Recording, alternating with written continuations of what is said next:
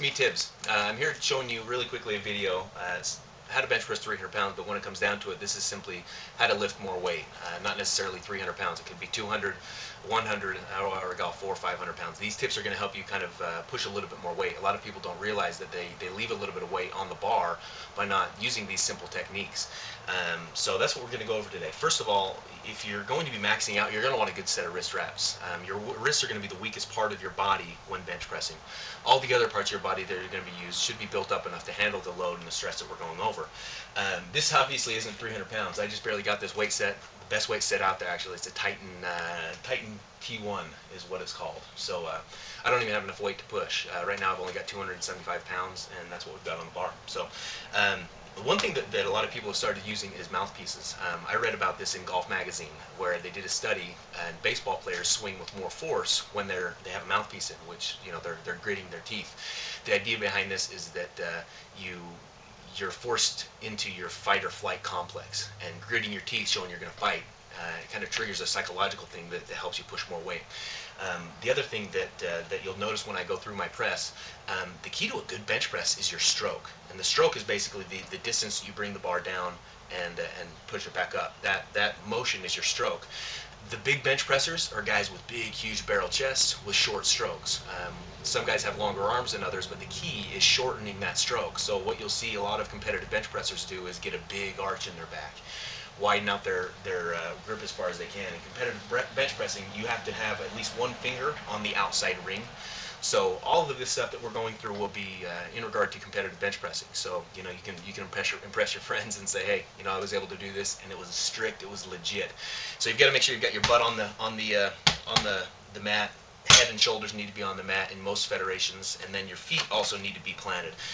Foot placement is key. I've had my feet where I've kicked them out to try to get a better arch. I used to lift that way. Now I bring them up underneath because it kind of helps me push with my legs, and believe it or not, it gives you a little bit extra push. Now, so what we'll do, I won't put this mouthpiece in just so I can talk you through it. So during the bench press, though, it's a pretty simple thing. You want to squeeze your shoulder blades together to get your chest as high up off the mat that you possibly can, and then you're going to imagine just compressing your shoulder blades, your back, and your butt together. So compressing them should push your chest up even more, right? So I'll usually grab onto the bar, push myself, and you can see the arch that I've got here, right? Now the other thing that you can do to create a bigger arch is get a lot of air into your lungs. So what you'll do is I'll come, hold this off, push my back up, get my shoulder blades together. I'll take a huge breath. So I'll push, and then when I start my descent, I'll bring in even more air, and you'll see my chest go up a little bit here.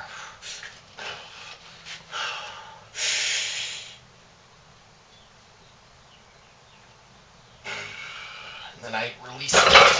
So that's basically the form that you want for the form that I use, at least, to push the maximum amount of weight. The most amount of weight that I've ever done is about 500 pounds. So right now I'm a little bit smaller than I have been in the past, so pushing 400 with a shirt would probably be a problem for me, be a little bit difficult. But the other thing that you can do is when you're pushing, a lot of people hit a sticking point and they just stop.